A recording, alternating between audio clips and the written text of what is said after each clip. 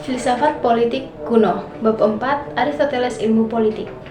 Sebelumnya izinkan saya memperkenalkan diri terlebih dahulu. Nama saya Njua Mayati Lumban Gaul dengan NPM 2413053165 dari kelas 2E. Di sini saya akan menjelaskan tentang bab 4, Aristoteles ilmu politik. Aristoteles mengakui bahwa teori Plato mengenai ide yang mengatakan bahwa realitas yang sesungguhnya hanya ditemukan dalam ide-ide arketip, hal-hal yang universal seperti manusia dan negara secara umum tidak memadai untuk menjelaskan fakta-fakta empirik. Aristoteles menyebutkan bahwa esensi suatu objek dapat diketahui oleh nalar manusia melalui abstraksi. Teori pengetahuannya mensyaratkan adanya metodologi untuk digunakan dalam pengujian dengan dua cara. Yang pertama, pelacakan harus bermula dengan investigasi empiris atau institusi dan praktik-praktik yang ada. Kedua, kajian harus bermula dari bagian-bagian yang memperbaiki keseluruhan. Aristoteles membedakan antara ilmu spekulatif dan ilmu-ilmu praktis. Yang pertama, yang mencakup fisika, metafisika, dan matematika, berhubungan dengan hal-hal yang penting dan tidak dapat dipraktikkan. Hal-hal yang dapat diketahui oleh manusia, hal-hal yang dapat diketahui namun tidak dipengaruhi oleh upaya manusia. Tujuan ilmu spekulatif itu hanyalah untuk mengetahui.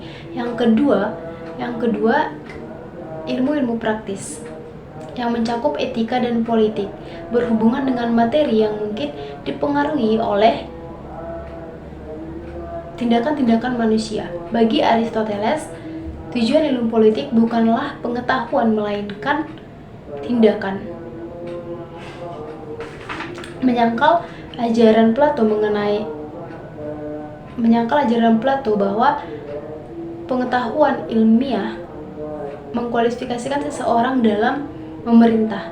Aristoteles menegaskan bahwa mengetahui tidaklah cukup dan bahwa kehendak dan kebijaksanaan yang jujur adalah sama pentingnya. Terdapat 4 premis etis dan filosofis yang menggarisbawahi pemikiran politik Aristoteles. Yang pertama, manusia adalah makhluk rasional dan memiliki kehendak bebas. Yang kedua, politik adalah ilmu praktis. Yang ketiga, ada hukum moral universal yang harus dipatuhi oleh semua manusia. Yang keempat, negara adalah institusi alamiah.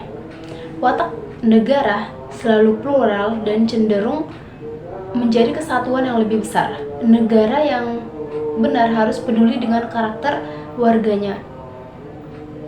Hal-hal yang ia harus mendidik dan membiasakan mereka dalam kebajikan.